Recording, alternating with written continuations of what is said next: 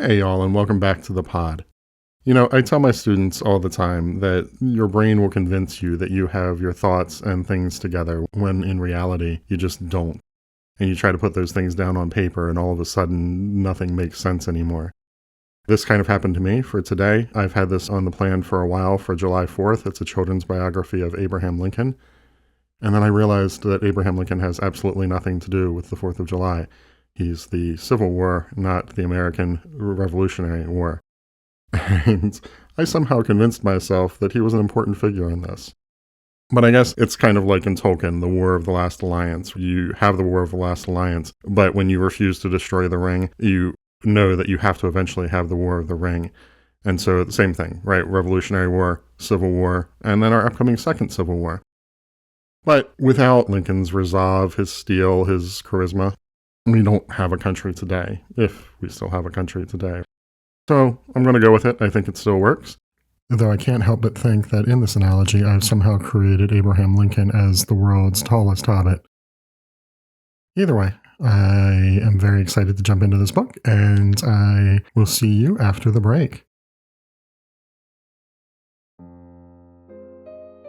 Welcome to Toddling the Stacks, a human-produced children's literature podcast for adults. I'm your host, Sean, an award-winning educator with a PhD from Princeton English. In my professional life, I think a lot about the Victorian, the environmental humanities, and the history of the book. But in my personal life, I'm the father of a toddler, and she reads hundreds of books a year. She's taught me that everyone should be reading picture books, and this podcast will show you why. All right, so today we're going to be looking at 1939's Abraham Lincoln by Ingri and Edgar D'Aulaires, which the publisher recommends for grades 3 through 5. That makes it a little advanced for my little girl Adeline, but it is the third book to win the Caldecott Award, and so this is our third installment in the Caldecott series, and we had to read it.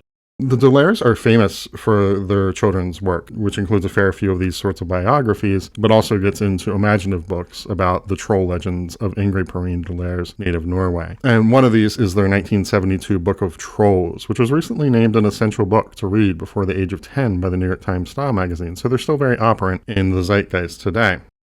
For today's episode, we didn't look at the first edition of Abraham Lincoln, but rather the 1957 one, which claims that the author-illustrators redrew everything, absolutely everything, in order to take better advantage of emergent print technologies. And I think this is probably around color, right? The original is a work of lithography, clearly, and by the time of 1957, there are much more advanced techniques available in offset color printing that would allow color illustrations that would make the work more vibrant, more accessible for kids at a much, much lower cost. Thankfully, this one is available entirely on the Internet Archive. The link for that is in our show notes, so you'll be able to look at it alongside of me to see exactly what I'm talking about. I do have some questions there about redrawing an entire work, especially given that the Caldecott Award is given to books that are the best illustrated works of their year. If we're redoing all of that work completely, are we not creating a new text? Am I even reviewing the third text to win the Caldecott?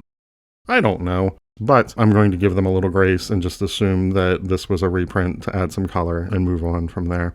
So looking at this, I want to think about the Caldecott series at large, because we're now 3 books in. We're starting to have enough data points that we can get to a straight line. We have the first winner of the award, which was Animals of the Bible. And remember, if you watch that episode, this was a book that is just huge, bloody chunks of the Bible, right? Huge, massive text that vaguely are related to animals in some way. And the conceit through which this book was brought together was that, well, children love animals and children should love the Bible.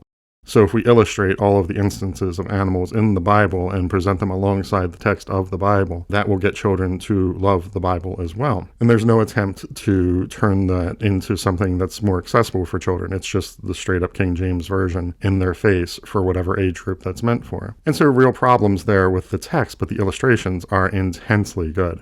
They're just absolutely gorgeous. So it makes sense that an award that is required to not look at the text at all might give this award to them. The next book that wins is Mei Li by Thomas Handforth, and if you watched that episode, you'll recall that I absolutely love this book. It's about a little girl who goes to the Chinese New Year celebration in her hometown, even though girls aren't allowed to go there, and ends up having a series of adventures. And Thomas Handforth really uses lithography to kind of explode her world and allows for these full-page spreads that we haven't been seeing much of before this. And it just gets us into her imagination, into what she is seeing, into the lived experience of her as a child in a way that's super exciting and just very well done. Robert McCloskey is the only other artist that's getting close to this. And so really great illustrations for these first two awards, like stellar illustrations. And then along comes Abraham Lincoln by the D'Aulaires. And I find myself asking, why did this book win? And it's a hard question. If you go onto the Internet Archive and you take a look at this, the art isn't bad. It's not anything like the previous winners, however. And it's not anything like texts that are going to win in the coming future. I mean, Robert McCloskey's Make Way for Ducklings is very close to this text in terms of time. I don't want to say that it's amateurish, but it definitely evokes some sort of outsider art and very primitive art. And there are definitely things that I want to talk about in terms of how that works within the value of the text and the values that this biography is attempting to instill. But as a winner of an award for illustration, I'm wondering if the committee had trouble seeing past the text and just looking at the illustrations. And if you'll recall from our previous episodes, this was something that they recognized that they were having problems with and had to bring in the award's creator to sort of help clarify for them. And I think they still had problems with it when they were picking for Abraham Lincoln. And this is another thing that I work with my students on. If we're teaching the history of the book or the material text, one of the things that folks instantly have issues with is not looking at the text itself. They want to look at the words. They want to search for meaning. It's what we've been programmed to do since grade school. And it's very hard to get past that impulse and to only look at the physical text itself. And I think this is what happened here, is that it's very hard to just look at illustrations when there is a text presented alongside. Naturally, these two go together. They form a much broader world. It's the real value of picture books. But Caldecott, I think, is having issues with this at this point in time. But anytime we have a breakdown in a system, it helps to give us insight into how that system operates and what is happening there, right? Any errors that are produced allow us to see more about the process itself. And I think this is really valuable here because I think we start to see a straight line forming for this committee. It's a committee that seems to, throughout these three texts, really value Protestant work ethic, Protestant values. And it's starting to, and we'll see this more next time in the Caldecott series, it's starting to really value an anti-urban sentimentality. One of the things that really happens in Abraham Lincoln's early life is the constant moving from place to place because Lincoln's father can see the smoke rising from his neighbor's chimney. And this is a motto that he has for himself, that if you can see that, your neighbor is too close to you and it's time to move further into the wilderness. This anti-urbanity is going to continue on with this award as we move forward. And it's one of the things that I wanted to do in this project was to figure out what the values of this award are. And I think that this is going to help us get there. So, is this a book for your kid? Should we be reading Abraham Lincoln today in 2026? As a biography, it has its strengths and it has its weaknesses. Biography is not a monolith, right? This is something that every biographer comes to this with their own agenda. If you've ever read, and if you haven't read, you should read, Henry James's The Real Right Thing. This is sort of the central core of that story. All of us have a desire to hide something of our private lives, and it's the biographer's job to get deeply into our private lives and to expose them to the public.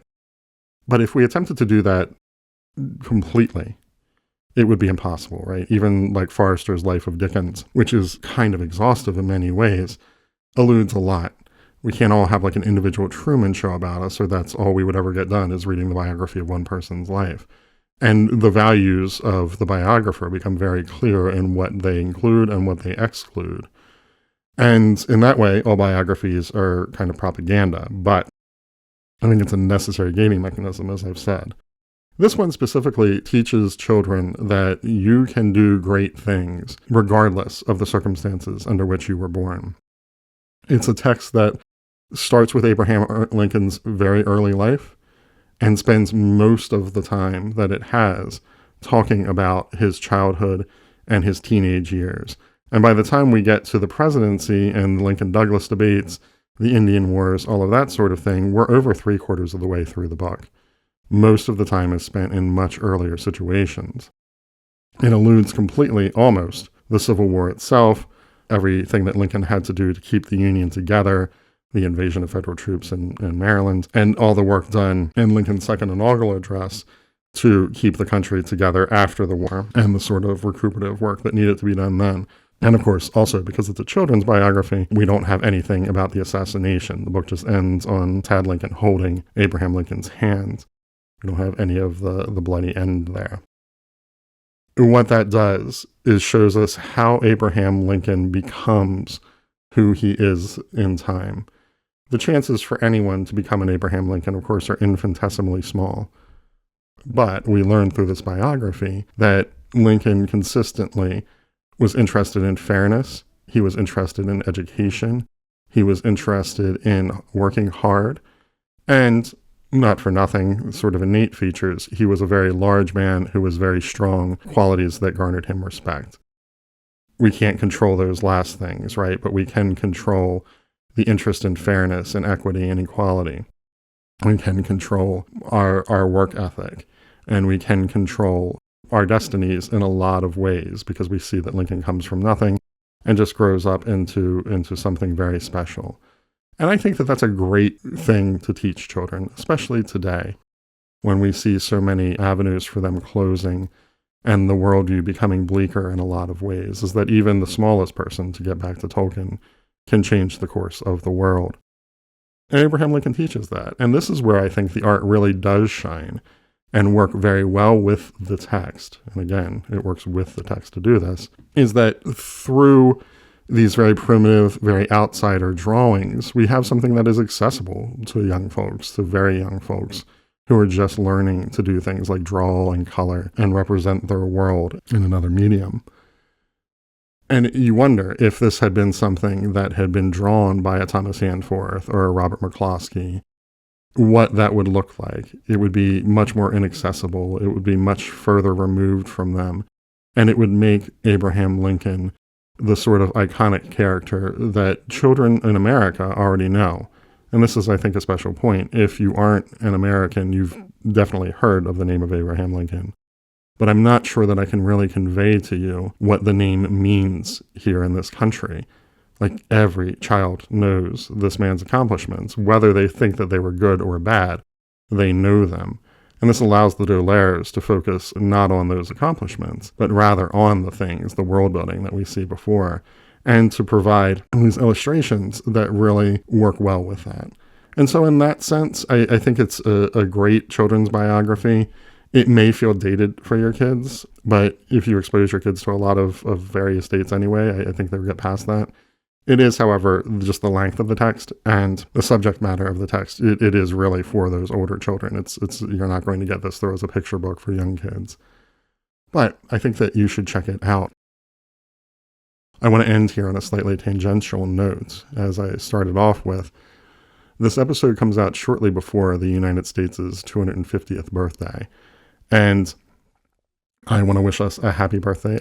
And I want us to hopefully focus on the lessons that this text can give us, that anyone can change the course of their future if they just believe in fairness, if they just believe in hard work, and if they believe in themselves, and importantly, if they believe in one another. Happy birthday to us. I hope you guys have a great week and a great celebration. And remember, another world is possible, friends. We just have to have the strength and the courage to build it together. As always, thanks for listening. Stay safe. Get your kids to the library and keep on reading together. Bye, y'all. This has been Toddling the Stacks. Make sure to subscribe on YouTube or your podcatcher of choice for new episodes every Monday, and follow us on Insta, Blue Sky, and Facebook for the latest updates. If you like what you hear, leave us a review. Keep up with Adeline's reading now, find links to buy your favorites, and more at toddlingthestacks.com. Address questions or concerns to pod, that's P-O-D, at toddlingthestacks.com. Graphics for today's show were created by Emily Tatro. Make a website so people can hire you, Emily. Thanks for watching. We'll see you next week.